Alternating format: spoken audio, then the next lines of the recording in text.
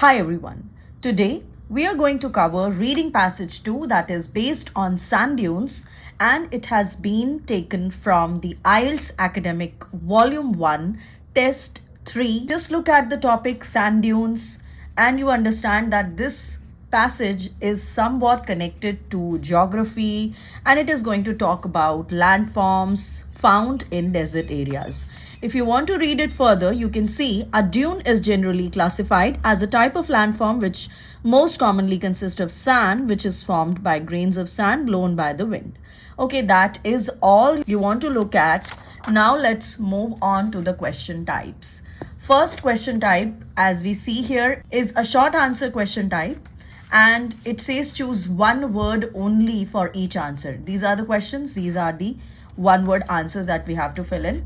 The second question type is a picture completion one, where a picture has been given to us and the word count that we have been given is no more than 2 words and or a number. So you know the instruction very well that it has to be no more than 2 words. There could be a number, and if it is not there, it is completely okay. All right, moving on to the third question type. It is true, false, not given. So we have about 5 questions. So this passage consists of 13 questions that we have to answer for this one. Okay, let's get started with the first one. Where might you be surprised to find dunes? Now your keyword for this question is surprised and finding dunes. Let's take a look. Okay. Now, if you read it down below, the first 2 lines consist of the definition. Then these are found, deserted environment, so and so, perhaps unexpectedly. Unexpectedly is the paraphrasing of surprised. So you will find them in underwater locations such as riverbeds. Now you could have written underwater locations, but this is 2 words, so your correct answer is going to be riverbeds. Let's write that here. So our answer is river beds. Now it is up to you to write it like this or you write it like this. Moving on to the next question. What part of a dune sometimes collapses, causing the dune to migrate? So the question is very clear to us. It is collapse when the dune falls down, and also it is migrating, so it's shifting from one place to another. Collapses when it migrates. Let's find out. Now this second para talks about as the dune grows, what happens. There are 2 features that develop. Okay, pushes them in upward direction. Okay, now we are talking about the movement or the migration of dune. Similar to crescentic dunes, parabolic. Okay, dunes are star dunes. They have pointed peaks and so and so. Rarest dune type. So this talks about, the third para talks about the kinds of dunes: linear dune, star dune, and then the dome. Okay, this shape is given to us, dome, but doesn't really talk about dune is formed, but when it collapses, what happens? Okay, I don't think it is there in these 2 paragraphs also. Let's see the fourth one. In order for dunes to form, so again talking about the formation of the dunes, formation. Next para again talks about the important element of formation of dunes. Wind can move. Okay, wind can move the sand in 3 different ways. Okay, these are the different ways in which the wind can move. But what part of the dune collapses? So again, it is talking about the phenomena that leads to formation of dunes. Doesn't really talk about how it collapses. Let's see if it is there in this one. During formation, the sand keeps moving, halted by obstacle, lighter grain fall. As the dune grows, again, blown, the lighter grains fall down. Occasionally the dune crumbles. Okay, now crumbles actually means that it collapses. So maybe we can find it over here. And this is how it is considered that dunes move. Okay, So yes, we have got both the keywords, migrate, they move, and this crumbles. Now what crumbles? Okay, so this crest actually is a part of the dune. That's what it seems. The crest crumbles under pressure, and this is how it is considered that dunes move. Right? Dunes are constantly moving due to the pressure of the wind as the crest crumbles. So again, it is the same thing as the crest tumbles. So tumbles, crumbles, so both of them mean the same thing, collapsing. So our answer is crest.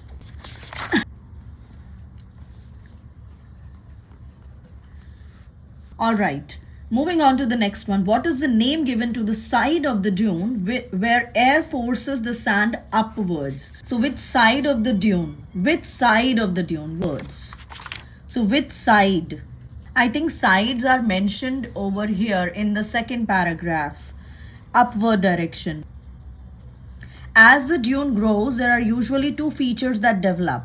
The windward side of the dune, which is where the wind blows the sand and pushes them in an upward direction.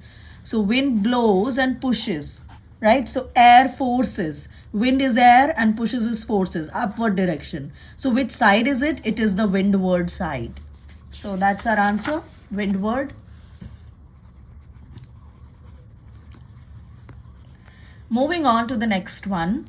Choose no more than two words and a order number. Okay. So now we have this shape of a dune, it seems. Arrows indicate dash direction.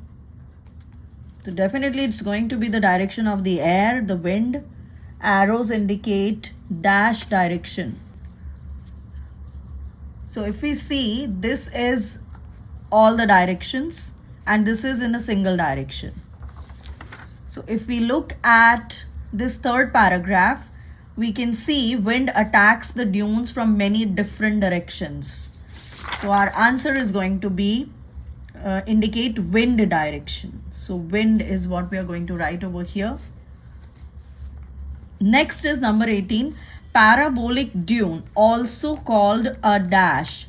Now parabolic is definitely very easy to find. Let's see if we are able to. Parabolic dune. Parabolic. See, similar to crescentic dunes are parabolic dunes which have a similar U shape. Okay. In this type of formation, alternatively known as a blowout. So what is another name for parabolic dunes? It's blowout. So we are going to write blowout over here. Number 19. Dash is blown out by wind. So what is blown out by wind? Okay, blown out, right? Okay, if we read further, just after blowout, the center of the dune has been hollowed out. Hollowed out is blowed out. So it is the center. Center is our answer. Let's write that. Center is blown out. Okay. Next is dash dune. So when the wind is coming from all directions, it is which dune? Okay.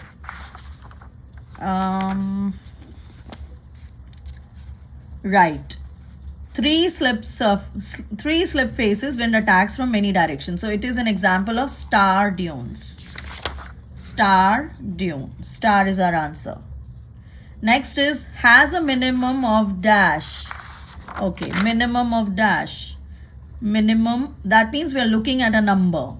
Minimum of 3 slip faces. 3 slip faces. Definitely going to be our answer. So either we write it like this, minimum of 3, or we write it like this, 3.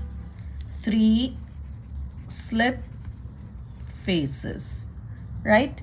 3 slip faces. And since slip faces is written in this way without any space in between, we are going to use the same format of writing it over here in our answer as well.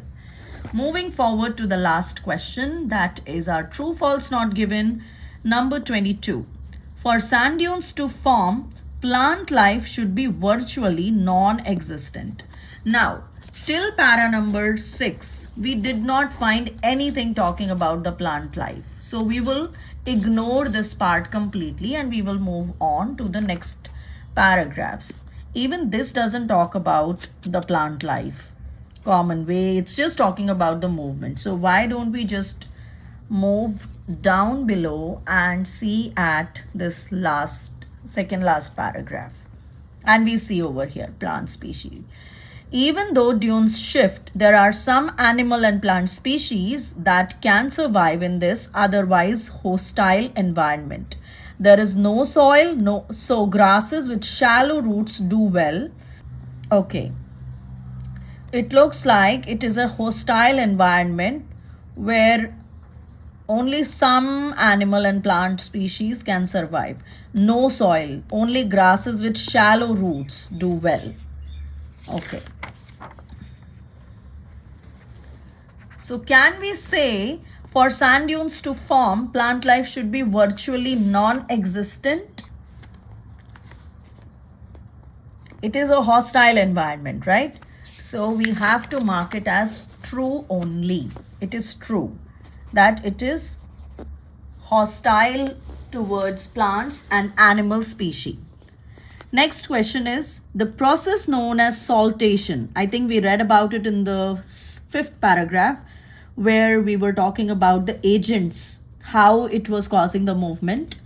Happens more frequently in coastal areas than inland. Okay, let's take a look. So saltation, you'll find saltation because I did read about it. Yes, saltation. So let's read about it.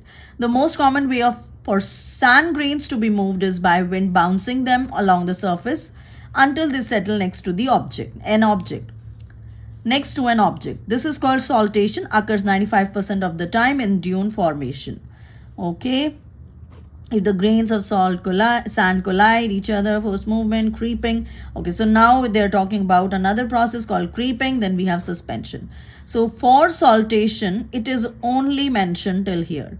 And it is not talking about whether it occurs more in coastal areas or inland areas. So we are going to mark it as not given. So this is not given, right? Okay. Number 24 is lighter sand grains generally accumulate on the windier side of an obstacle. Okay. Lighter sand grains accumulate on the windier side of an obstacle. Windier side. Lighter sand grains. Lighter sand grains. Okay. Okay. Obstacles I can see. Oh, okay. Take a look. The sand grains keep moving until they are halted by an obstacle. The heavier grains settle against the object. And this was lighter grains on the windier side of the obstacle. So it's definitely false. Right? So false. Next. Vegetation with deep roots thrives in sand dunes. We just read it. It is shallow roots. So not deep roots. It is over here. Shallow roots. Where was it? Yeah, this one. There's no soil, so grasses with shallow roots do well. So definitely this is the false one. Vegetation with deep roots, false. Okay. All right. Last one. Climbing over sand dunes can cause damage to them. Okay, climbing over sand dunes can cause damage to them. Okay.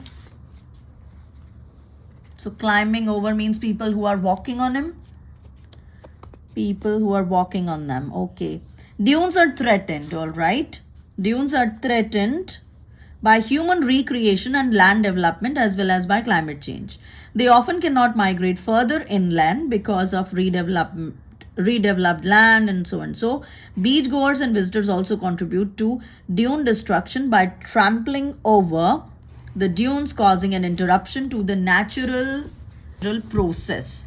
So according to this, it is yes, being damaged. The dunes are being damaged due to people walking over them, trampling over, and they are destructed. So it should be true. This should be true, right? So this is all for this lesson. I will see you in the next one very soon. Take care. God bless. Keep learning. Bye-bye.